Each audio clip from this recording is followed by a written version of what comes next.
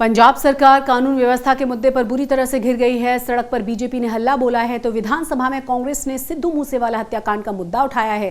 सरकार से कई बड़े आरोप लगाए हैं, तीखे सवाल किए गए हैं और सिद्धू मूसेवाला हत्याकांड मामले में सफाई भी मांगी गई है।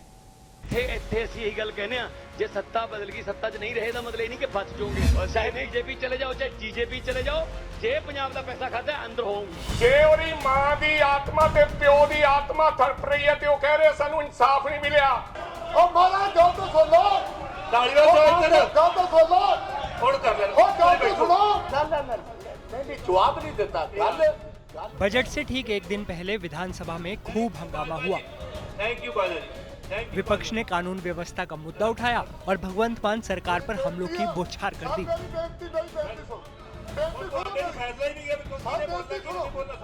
कांग्रेस ने सदन में दिवंगत पंजाबी सिंगर सिद्धू मूसेवाला हत्याकांड का मुद्दा उठाया तो माहौल और गर्मा गया, जमकर हंगामा हुआ। इन्वेस्टिगेशन चाया पंजाब कांग्रेस अध्यक्ष अमरिंदर सिंह राजा वड़िंग ने सिद्धू मूसेवाला हत्याकांड पर सरकार से सवाल पूछे तो मंत्री कुलदीप सिंह धालीवाल भड़क गए और दोनों नेताओं के बीच तीखी नोकझोंक शुरू हो गई।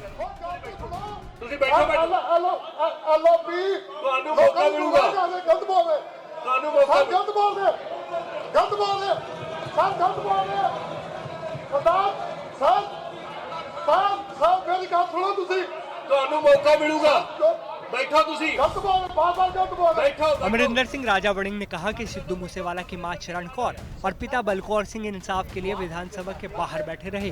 पिता बलकौर सिंह सरकार को आरोपियों के नाम बताते रहे, लेकिन राज्य सरकार ने उन्हें गिरफ्तार नहीं किया। उस बंदे नूं किस निर्दयी तरीके दे नाल मारिया गया ते मैं ओदी मां दी वीडियो सुन रहा सी। सिद्धू मूसेवाला तो 1 साल हो गया सर, 19 तरीक ਨੂੰ बरसी है साडे भरा दी। कल जेड़ा होला महला विखे होया, हुण तां 2 महीने नहीं होए, हुण साल हो गया जनाब। और मैं इस गल का दोष नहीं ला रहा किसी ते भी सिद्धू मूसेवाला तुसी मरवाता या किसी होर व्यक्ति ते, लेकिन मैं गल जोड़ी मैं स्पीकर साहब जेड़ी गल कर रहे हैं, सब तो इम्पोर्टेंट गल ये है कि जिन्ने इम्पोर्टेंट। इसके जवाब में सरकार की दलील भी सुन लीजिए।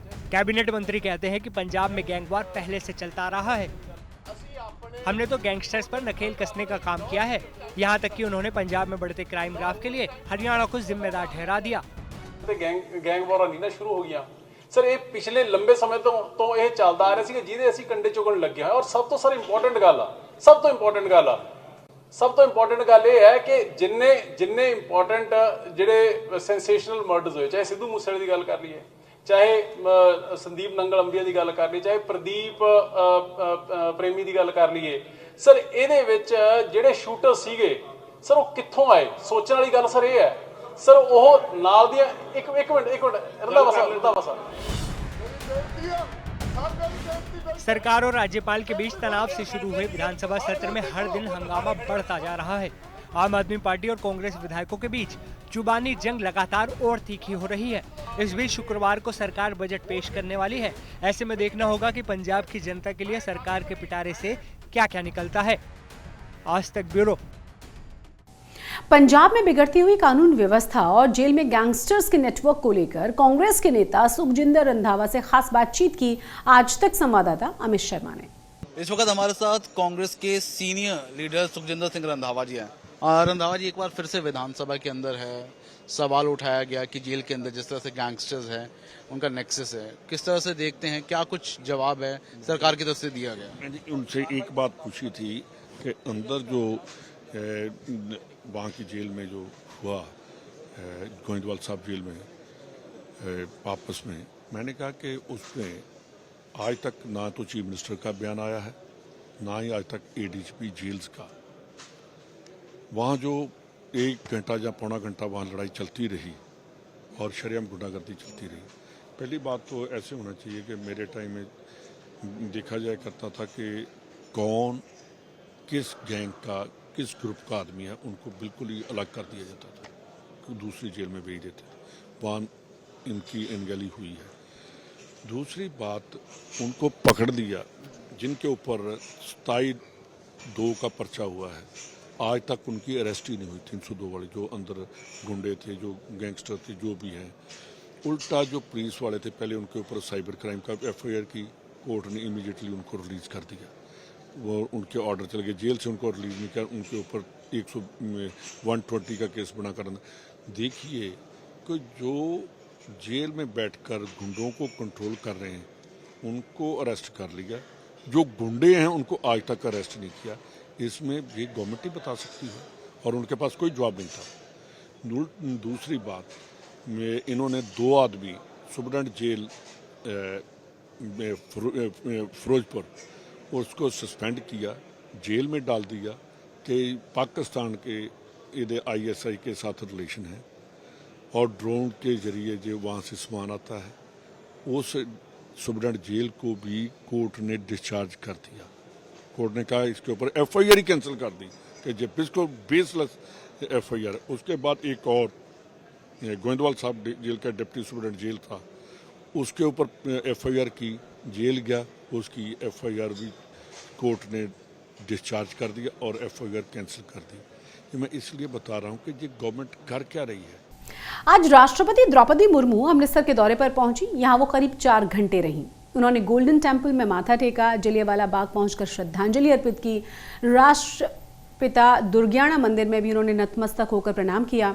उनके दौरे का अंतिम पड़ाव रहा श्री राम तीर्थ। कैसा रहा उनका अमृतसर का ये दौरा, इस रिपोर्ट के जरिए जानिए।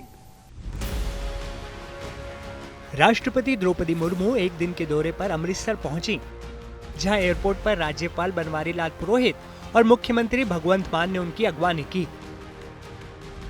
राष्ट्रपति का पद संभालने के बाद द्रौपदी मुर्मू का ये पहला अमृतसर दौरा था। राष्ट्रपति करीब 4 घंटे अमृतसर में रहीं। एयरपोर्ट से निकलने के बाद राष्ट्रपति का काफिला गोल्डन टेम्पल पहुंचा। गोल्डन टेम्पल में मुख्यमंत्री भगवंत मान उनके साथ साथ नजर आए। SGPC सदस्यों ने परिक्रमा के दौरान राष्ट्रपति को गोल्डन टेम्पल के इतिहास के बारे में जानकारी दी। इसके साथ ही सिख गुरुद्वारा प्रबंधन कमेटी ने उन्हें ज्ञापन भी सौंपा, जिसमें बंदी सिखों की रिहाई की मांग की गई।